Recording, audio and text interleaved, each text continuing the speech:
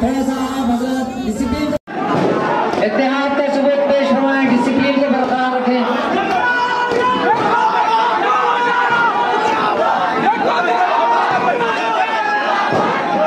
बराए मेहरबानी थोड़ा सा आप हजरत डिसिप्लिन को बरकरार रखें। रखिए, डिसिप्लिन को बरकरार रखें। हजरत की जगह है, बेअदबी ना हो।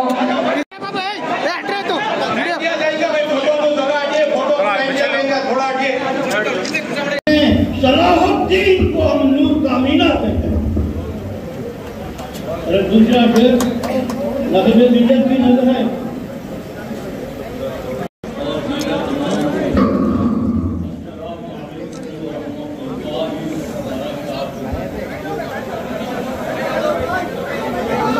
मैंने एक शेर सलारी बीजेपी में कहा था, पाकिस्तान का नाम लो, पाकिस्तान का, पाकिस्तान से दहशत फैला रहे। डोडा में जो जम्मू में जो आकर हमारे सिपाहियों से मनभेड़ हुई और हमारे सिपाहियों की मौत हुई, नौजवान मेजर मारा गया, वो तो हमारे इंटरनेट एलओसी से बहुत दूर है, लाइन ऑफ कंट्रोल से बहुत दूर। अंदर कैसा आ गए डोडा में? तो बीजेपी इस पर बात ही नहीं करती। बेरोजगारी नौजवानों का मुकद्दर बन के रह गया। बल्कि जो आदाद और शुमार ये बता रहे हैं कि हमारे मुल्क में से लाखों नौजवान हैं जो नौकरियों की तलाश भी नहीं कर रहे, जो मालूम नौकरी नहीं मिलने वाली। तो ये बीजेपी आज भी उसी तस्वुर में है। और महाराष्ट्र में चाहे कांग्रेस हो, उद्धव ठाकरे की शिवसेना हो या शरद पवार की एनसीपी हो, इन्होंने 48 लोकसभा की सीटों में से एक भी मुसलमान को टिकट नहीं दिया।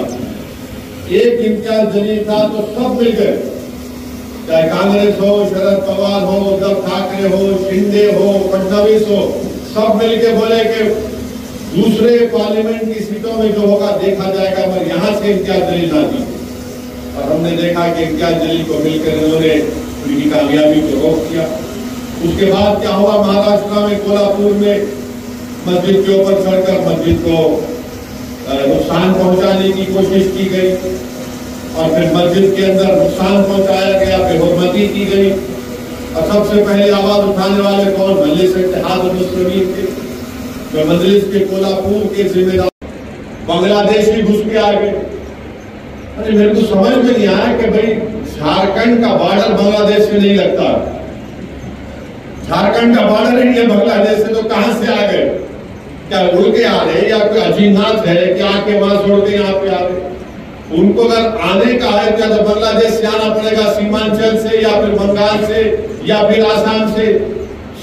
झारखंड का तो बॉर्डर ही नहीं है। नहीं, वहां पर जाकर आदिवासियों के पॉपुलेशन को कम कर रहे। कैसा कम कर रहे हो? हुकूमत आपकी है, बीएसएफ आपकी है, एसएसबी आपकी है, मगर ये बोल देना कि पहले बोलते थे कि घुस के आ रहे। अरे घुस के आके जो हमारी फौज को मार रहे हैं वो जम्मू में हो रहा है। 2021 से लेकर अब तक 50 से ज्यादा हमारे सिपाहियों को पड़ोसी मुल्क पाकिस्तान से दहशतगर्द घुस के आकर मार रहे हैं। एलओसी पर हमारे बहादुर सिपाही को उसकी मौत हो गई। अरे बीजेपी वाले नाम क्यों दे रहे आजकल पाकिस्तान का? नाम लो पाकिस्तान का, पाकिस्तान से दहशत फैला रहे। डोडा में जो जम्मू में जो आकर हमारे सिपाहियों से मनभेड़ हुई और हमारे सिपाहियों की मौत हुई, नौजवान मेजर मारा गया, वो तो हमारे इंटरनेट एलओसी से बहुत दूर है, लाइन ऑफ कंट्रोल से बहुत दूर। अंदर कैसा आ गए डोडा में? तो बीजेपी इस पर बात ही नहीं करती। बेरोजगारी नौजवानों का मुकद्दर बन के रह गया। बल्कि जो आदाद और शुमार ये बता रहे हैं कि हमारे मुल्क में से लाखों नौजवान हैं जो नौकरियों की तलाश भी नहीं कर रहे, कि मालूम नौकरी नहीं मिलने वाली। तो ये बीजेपी आज भी उसी तस्वुर में है कि हम ये करेंगे।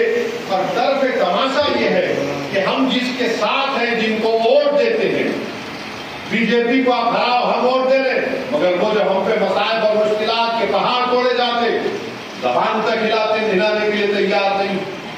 कि कब तक नहीं लाएंगे जबान आप बोलना पड़ेगा ना। हम तो कोई भैंस नहीं है कि सिर्फ हमारा दूध दिखाकर दूध पी के मले खा के चले जाएंगे। हमको एटीएम की मशीन तो नहीं है कि आप आए और बोलेंगे देखो आना है वोट लो हमारा, फिर उसके बाद गए। रोकना पड़ेगा आपको इन लोगों को। क्यों ऐसा हो रहा है, क्या वजह है इसकी? तो फिरका परस्ती इतनी हमारे मुल्क में बढ़ चुकी है, खास तौर से जो नफरत मुसलमानों के खिलाफ तैयार की गई है वो बरसों रहने वाली है और इसका खात्मे के लिए कोई बात ही नहीं करने वाला है। सब बात करेंगे, बड़ी बड़ी मीठी बात करेंगे। भाई जहर को कैसे रोका जाएगा? कौन सा तिरयाक आप करें बताओ हमको, कैसे कैसे उसको रोका जाएगा? इसलिए मेरे अजीज दोस्तों और बुजुर्गों, ऐसे वक्त में बहुत जरूरी है कि मुसलमान अपनी सियासी क़ियादत को मजबूत करें, मुसलमान अपने वोटों से अपने सियासी नुमाइंदों को कामयाब करें। कोई बुरी बात नहीं है, कोई बुरी बात नहीं है। जब मैं मुसलमानों की सियासी लीडरशिप की बात करता हूं तो लोग मेरे को बोलते फिरका परस्ती बढ़ेगी। कहां बढ़ेगी फिरका परस्ती? आज कांग्रेस की हुकूमत है, रेड्डी है नहीं है, आप है ना। टीआरएस थी तो वेलमा थे,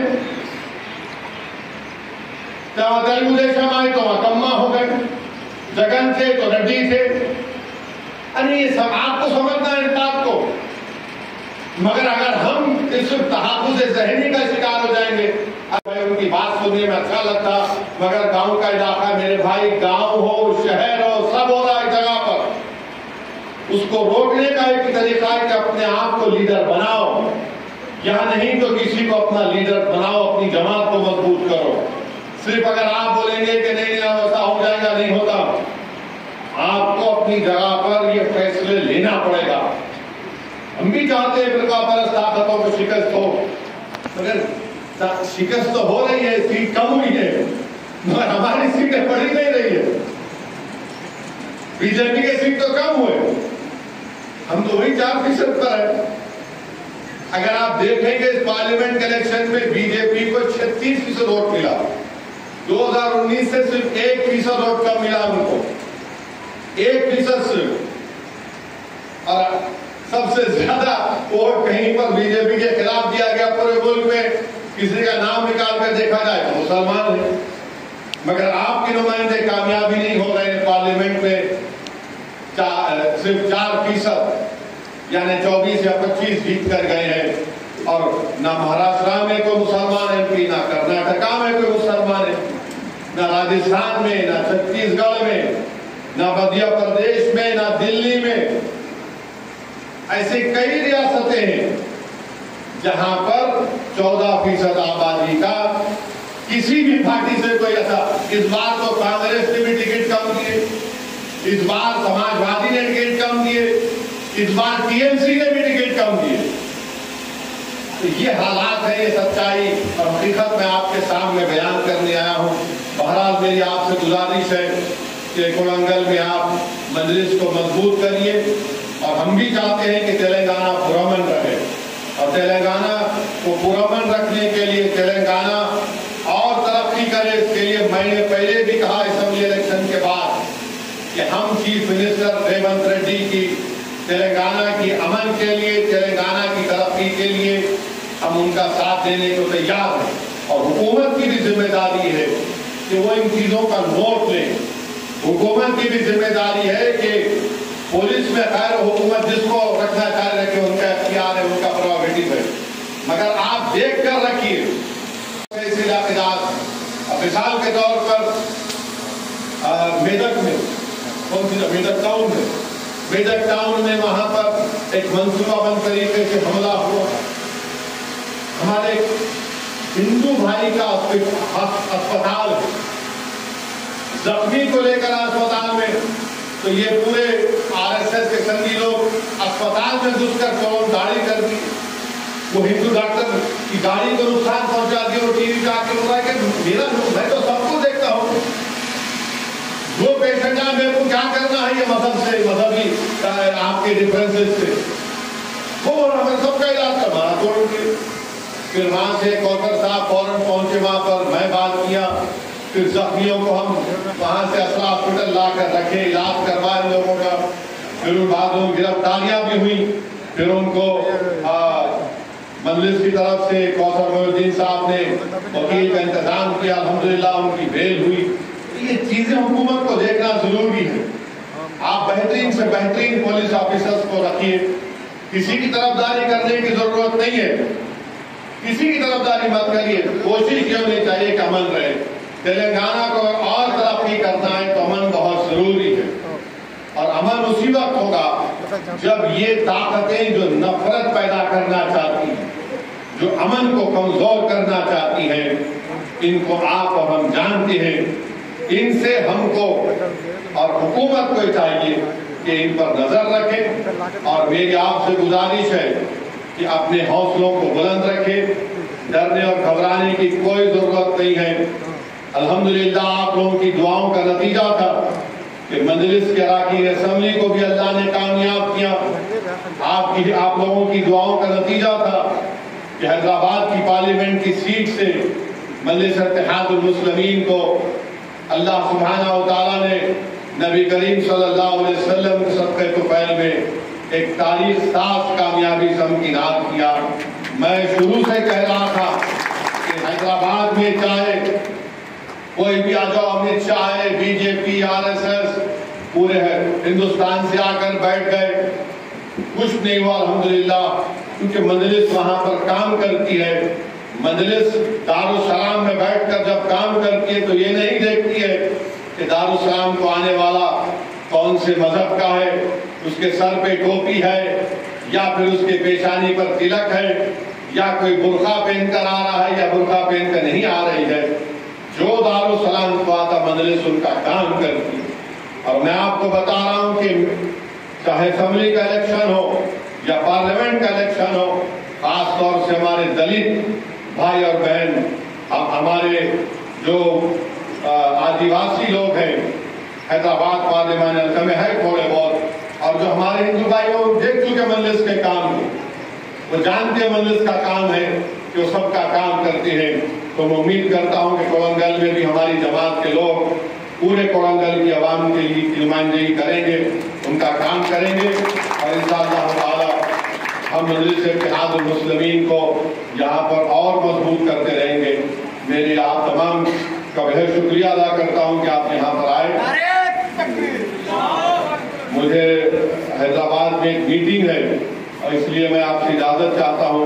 इंशाअल्लाह ताला बाद में एक और बारिश के बाद एक जलसा रखेंगे और इंशाअल्लाह तफसील आप तमाम से बातचीत होगी। बहुत बहुत शुक्रिया। वाक़िअ अल्हम्दुलिल्लाह।